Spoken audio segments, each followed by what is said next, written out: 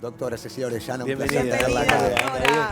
Un gusto recibirla nuevamente. Muchas gracias por la invitación nuevamente, por poder compartir un poco lo que es el sueño, sus características, la importancia sobre todo. Así que gracias por invitarme. Su anterior visita generó muchísimos comentarios, reflexiones de los televidentes y bueno, también algunas dudas que tienen que ver con las características del descanso, del sueño, por ejemplo, entre hombres y mujeres. Bueno, es un tema fundamental.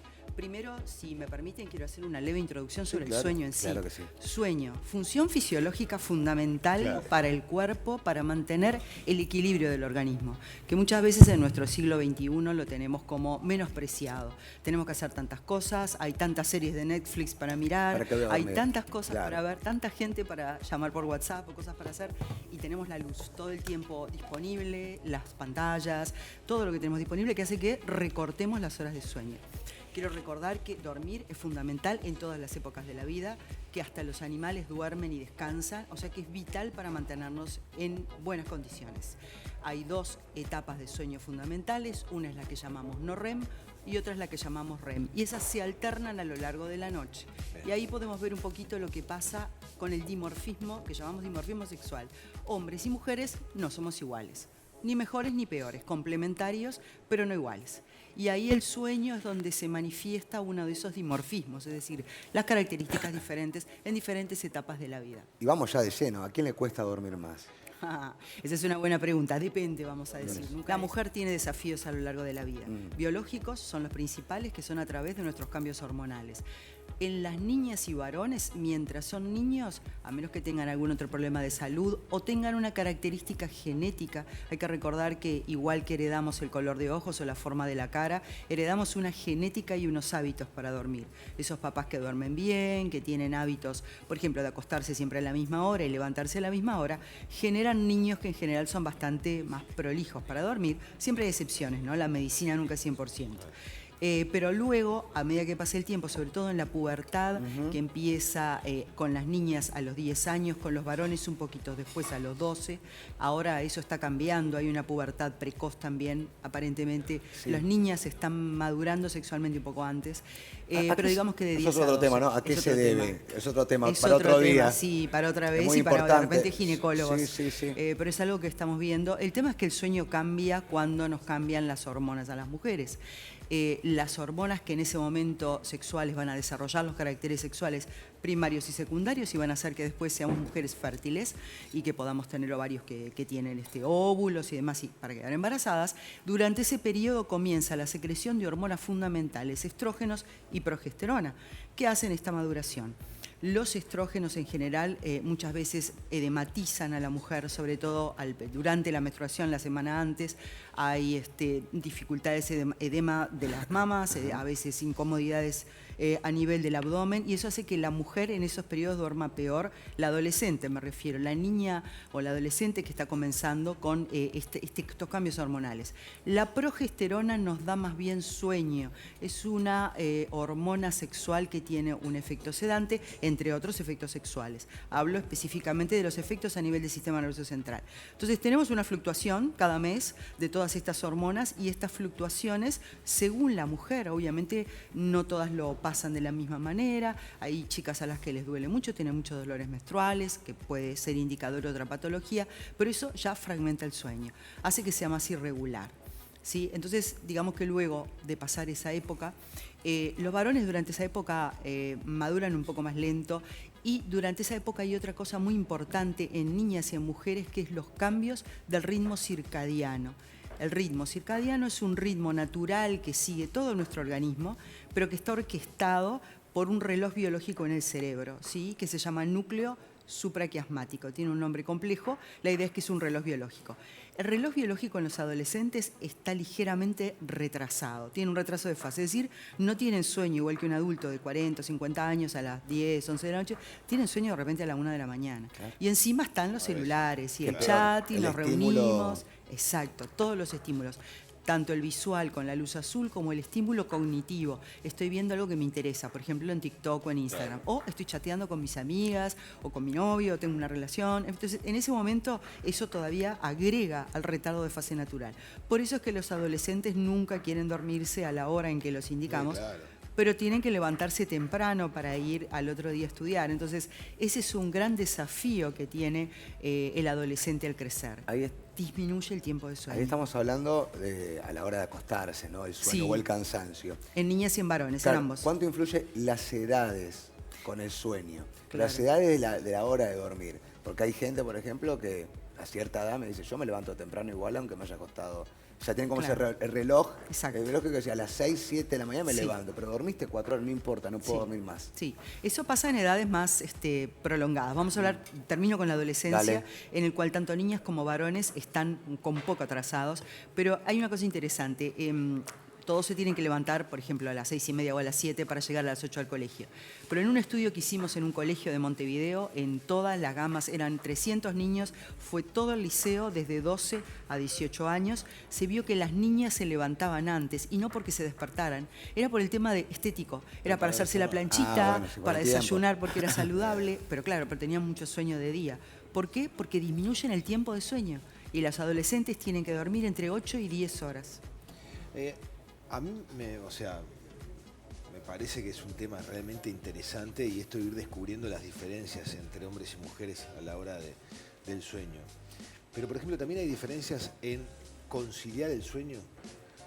¿Le es más fácil a un hombre dormirse que a la mujer y tal vez la mujer después descansa más que el hombre cuando duerme, o menos, al revés? Porque el sueño es todo, ¿no? El sueño son las distintas etapas que recién describía, mientras estamos durmiendo, descansando, pero también cómo llegamos a dormirnos, con qué tipo de dificultades, cómo nos despertamos también, en fin. ¿También en eso hay diferencias? Eso es muy variable de mujer en mujer y de hombre en hombre. Ahora pasemos a la edad adulta, digamos, al adulto joven. El adulto joven también tiene, ya sean hombres o mujeres, un gran desafío, trabajar, asentarse en la vida, tener relaciones. ¿Cómo llegan? Es lo que tú dijiste. Muchos llegan trabajando hasta último momento, llegan muy estimulados, y ahí está, entre la estimulación que tenemos externa, por el ambiente, por la genética, por lo que hicimos en el día y por la genética, que no la quiero dejar de lado. Si tenemos una tendencia que nuestros papás fueron insomnes y que ya había un tema genético allí, obviamente lo vamos a expresar, es decir, se va a notar más y vamos a tener más dificultades para dormir, sean hombres o mujeres. La mujer en general, el tema es que tiene el doble trabajo, ¿no? Es decir, si trabaja fuera sin pensar en el embarazo, una mujer joven que tiene una casa. Habitualmente trabajan afuera, te hacen un trabajo externo y después llegan a la casa y hay una serie de tareas domésticas que a veces se comparten y a veces no. Y a veces la mayor peso cae sobre la mujer. Mientras todos cenan y la familia se queda mirando la tele, la mujer levanta los platos, tiene que ir a ponerse en la vajilla, hacemos una serie, hacemos la vianda, un montón de actividades. No es que la mujer se esté reposando, sino que está haciendo actividades. Y el hombre puede hacerlas también, no es que sea exclusivo del sexo. Claro. Puede pasar, pero hay una diferencia en la cantidad de actividades que hace la mujer. O se queda pendiente de padres mayores, que lo llaman por teléfono, o decide chatear con amigas un ratito antes de dormir. Y eso, como decíamos, es muy estimulante. Siempre aconsejamos respetar por lo menos una hora, ni aunque sea 40 minutos antes de dormir, sin exceso de estimulaciones. Bajar un poquito. Bajar. A veces me pasa que cuando uno tiene un problema, o tenés alguna actividad muy importante, el otro día sea un examen, o sea lo que sea, vos te pones la alarma pero te despertás solo. Sí.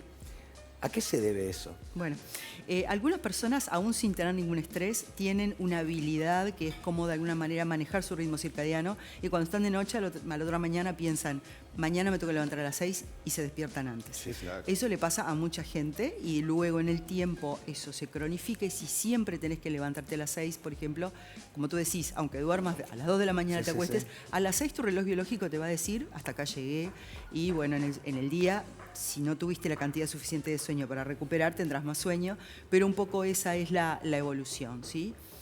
¿Tiene alguna pregunta o sigo? No, en realidad a mí estaba escuchando y me parecía también, o sea, me ponía a pensar en las características de cada uno, ¿no? Y en eso de que recién decía el miedo a dormirte al otro día. Yo me reintegré ayer de las vacaciones. Claro. Y me volví a levantar a la misma hora que me venía levantando todo el año. La noche anterior no me podía dormir por el miedo a dormirte. Sí. Claro. Bueno, sí. pasa eso. Es frecuentísimo. Claro, es frecuentísimo. Ese es el estrés que llevamos a ver. Nuestro cerebro es el mismo cerebro casi de los Homo sapiens, ¿no? Que empezamos a correr en la sabana. Hay algunos cambios, se supone que va a haber cambios muy importantes en el desarrollo de las conexiones cerebrales con todas las redes sociales y lo que estamos estimulando nuestro cerebro de forma distinta. Pero la estructura cerebral, a grosso modo, es igual. Entonces tú lo vivís como un gran estrés, es como que una cosa muy importante, el hecho del otro día, ojalá no me duerma, porque tengo que estar acá temprano, es mi trabajo. ¿Y cómo es el descanso ahí?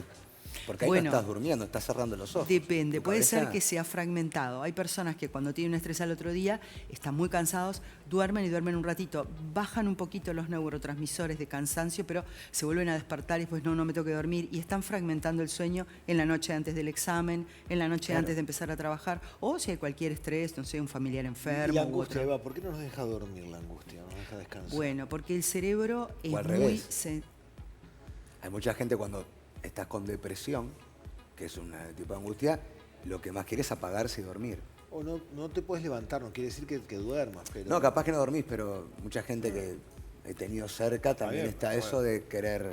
No, o sea, no es ser autorreferencial, pero de vuelta, cuando tengo algún problema que me atormenta o angustia, a mí me cuesta dormir. Conciliar el sueño. En realidad estamos hablando de un tema amplio que es la salud mental. Por un lado, si tú hablas de depresión, estás hablando de un problema de salud mental, una patología. A veces la angustia puede ser una respuesta puntual a una sensación de que te pasó algo y que tu cerebro reacciona. ¿Por qué te despierta?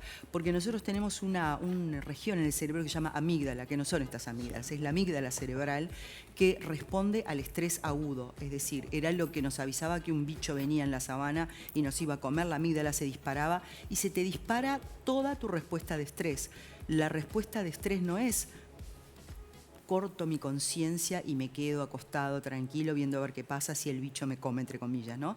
Entonces, en tu caso es algo que es una amenaza a ti, lo que sea. La amenaza es el rendimiento, es volver, es un compañero nuevo, lo que sea, un examen o un problema. Entonces, en ese caso, esa ansiedad, a veces no es angustia, a veces es ansiedad de lo que va a pasar, puntualmente te puede impedir dormir cuando tenés un momento de estrés. Eso puede ser puntual, si eso se cronifica, ya entramos en un problema de salud mental. Si quieren abordamos el tema de salud mental y sueño. Me parece que estaría buenísimo. Es un problema muy importante en Uruguay en este momento. Durante los últimos años, yo diría entre la pandemia y pospandemia, hemos tenido una epidemia de trastornos de salud mental, en el cual hay una gran frecuencia de trastornos. A veces el sistema sanitario no alcanza a dar las respuestas porque está un poco desbordado. Hay personas que no quieren consultar, que piensan que son más fuertes o que hay un tabú también. Vieron que el INJU ahora entre los jóvenes hizo un programa muy bueno que se llama, que todavía existe, Ni Silencio ni Tabú, porque los chicos jóvenes que están comparando en la adolescencia, su performance propia. Exacto, comparándose con otros. Y bueno, yo no soy tan alta como Janina y no soy tan linda y qué horrible y me pongo un Photoshop. Y todo ese tipo de cosas hace que sea difícil a veces transitar y que las niñas, volvemos otra vez a la mujer, muchas veces lo sufran con problemas de no poderse dormir, por ejemplo. Lo empiezan a expresar por ahí. La depresión puede estar acompañada muy frecuentemente de trastornos del sueño. Lo más frecuente es el insomnio. No pueden empezar a dormir o se despiertan de forma precoz en la madrugada. Algunos se quedan en la cama pero no duermen para huir o no enfrentarse. Escaparse. Pero no duermen. Lo que hacen se llama clinofilia. Les gusta estar en la cama quietitos y que nadie me moleste, pero no necesariamente están durmiendo. Pero es todo un tema de salud mental, digamos, ¿no? Interesante y hay que seguir charlando sobre esto. La última, porque tenemos acá una compañera que está en ese estado biológico. Las embarazadas. El tema del sueño con las embarazadas. ¿Duermen mucho, duermen poco? ¿Cómo interfiere? Bueno, es un tema muy interesante. Empiezo por felicitarte, Janina. Es un momento hermoso de la vida. Muchas gracias, Cecilia. ¿Qué? ¿Qué dice? Se suma la doctora Se suma la doctora oficialmente al staff de colaboradores de Gigi. Al equipo Silva. ¿Cómo lo no? que me gusta es que como una es pública, todo lo que una recibe lo comparte y eso hace que muchas mujeres del otro lado, que quizás no tienen el acceso, puedan acceder gracias a lo que una comparte. Así Qué que bueno. gracias. Me parece sumamente importante. Es como digo, es un estado de la mujer excepcional. que hay que vivirlo, hay que disfrutarlo, hay que saber que es un desafío, y en esos desafíos está el sueño. ¿Qué pasa? Otra vez, las hormonas nos cambian completamente para poder mantener al feto en su lugar donde está, que crezca y que pueda desarrollarse de forma adecuada. Estos cambios hormonales hacen que el sueño cambie a lo largo de todo el embarazo, inclusive antes. Vamos a hablar de aquellas señoras que no tuvieron la excelente suerte que tuviste tú de quedar embarazada y que no pueden ni hacer cosas de fertilización, tratamientos de fertilización. Primero está el estrés, quedaré embarazada o no, y eso ya les provoca insomnio. Después está que tienen que tener muchísimas hormonas colocadas para poder hacer el tratamiento. Claro, sí. Algunas inducen sedación, como la progesterona, los estrógenos, ¿no? Y en general es un momento de mucho estrés. Así que muchas de las personas que hacen tratamientos de fertilización in vitro pueden tener insomnio. En el embarazo específicamente vamos cambiando. En el primer trimestre tenemos la hipersomnia del primer trimestre. En realidad uno no está tan incómodo con el cuerpo, el abdomen no está tan grande, no hay tantos ronquidos, no nos levantamos tanto a orinar, pero realmente la hipersomnia es muy notoria la hipersomnia es muy notoria y las mujeres queremos dormir, no solo de noche, sino siestas en el día. Sí, y a veces yo también, yo no estaré embarazado. Así me pasó y también a veces es una alerta de darte cuenta. Absolutamente, hay que descansar, tenemos que de alguna manera cambiar el chip de mujeres que queremos hacerlo todo, la superwoman con el embarazo. Es difícil, lo sé, las profesionales, los que tenemos una profesión, a veces es difícil entender que van a hacer cambios, a veces ni siquiera tenemos barriga, pero tenemos un sueño descomunal u otras manifestaciones neurológicas, a veces hay repugnancias selectivas a determinadas cosas, a determinados perfumes, a determinados... Todo eso es parte de lo que se o alimentos que te gustaban y ya los rechazaste. Es un tema en el gusto. Para nada, pero con respecto al sueño, segundo y tercer trimestre, me está pasando en el tercero, que es donde me encuentro, que es lo opuesto al primero. Cuesta más dormir. Y te despertás más de lo que venías. Sí. Ansiedad, voy a responder a Marcelo. Puede ser una de las causas, pero no es la única. Lo peor es todo el cambio que tenés, en realidad anatómico. El bebé que ya está creciendo y está casi maduro, aprieta la vejiga, por ejemplo. Tenemos que ir muchas veces a orinar de noche. Estamos incómodas. Muchas veces el coxis, que es el huesito de abajo de la columna, se está moviendo, está blandito, empieza a moverse para aumentar el canal de parto. Tenemos dolores lumbares. A veces tenemos otros dolores en el cuerpo. No sabemos cómo colocarnos. Si somos muy sedentarias, digo en mi caso, yo en realidad como trabajaba estaba todo el tiempo sentada, uno tiene que hacer ejercicios especiales de columna, estiramientos y demás para sentirse mejor. Todo eso repercute en la noche, si no estoy cómoda para dormir, ahora hay almohadones que uno los pone como forma de abdomen, eso está muy bueno para sostener un abdomen que es voluminoso. Tú estás delgada, no aumentaste mucho peso, pero hay señoras que aumentan mucho de peso y se sienten muy incómodas con eso. Está también un aumento de una patología de sueño que se llama apneas del sueño, que son los ronquidos en la noche, debido al abdomen, debido al edema en las vías respiratorias y a porque naturalmente hay una mayor tendencia a hacer apneas durante el embarazo. Y hay otra patología muy frecuente y que a veces no se consulta, que es el síndrome de las piernas inquietas. Es una sensación en los miembros inferiores de quererlas mover y no se quedan tranquilas. Mis hijas en mi cama, por ejemplo, no puede ser eso. No nos queda mucho tiempo y yo recién estaba haciendo un pequeño gesto a la producción para poder hacerle una pregunta a modo de cierre que es muy importante en esta época del año. No la queremos dejar ir a Cecilia. No, pero en realidad me parece que es un consejo y apelando a su capacidad de síntesis. Obvio. Están por retomar las clases los más chicos de la familia. Y por lo tanto hay que recuperar ciertos hábitos de sueño y de descanso. En una época de vacaciones donde lo dejamos hasta más tarde, no pasaba nada, trasnochábamos todo eso, no, se quedaban viendo algo. Pero ahora hay que... La higiene del sueño, los hábitos del sueño, hay que recuperarlos. ¿Qué consejo le puede dar a las mamás, a los papás, a las personas que, en definitiva, tienen que empezar a lidiar con acostate más temprano, dormite antes, porque en pocos días comienzan las clases? Eso es lo principal, que los papás tengan límites, que los papás digan, tenemos que todos levantarnos más temprano y más o menos 15 días sería ideal para empezar a cambiar el ritmo circadiano. De niños pequeños es más fácil a veces, pero de adolescentes que tienen el ritmo circadiano retrasado, como decíamos, es muy importante que empiecen porque van a llegar agotados y no al otro día. Y explicarles bien y poner límites, digamos, importantes, decirles, bueno, no, vamos a dormir esta hora, cambiar los horarios de comer, de repente no cenar tan tarde como se cenaba antes, más temprano, y sobre todo tratar de evitar las redes sociales una hora antes de dormir y la televisión para que no se hiperestimulen. No, eso es otro tema, ¿no? Pero cuesta también porque arranca las clases, viene carnaval, después tienen 2 semanas, después tienen turismo, entonces la adaptación nunca la entendí, realmente. Con mucho respeto a la educación, que me merece respeto. En agosto habría que empezar las clases. Pero es imposible, más con los chiquitos que se adaptan. Hay adaptación, entonces, adaptás. Van 2 días, después se te van por carnaval, después van 2 semanas, después tienen turismo. La adaptación no sé tiene. Gracias, doctor. Muchas gracias. Como padre yo hago, es mi diván esto. Muy bien, perfecto. La quiero mucho. Gracias a ustedes.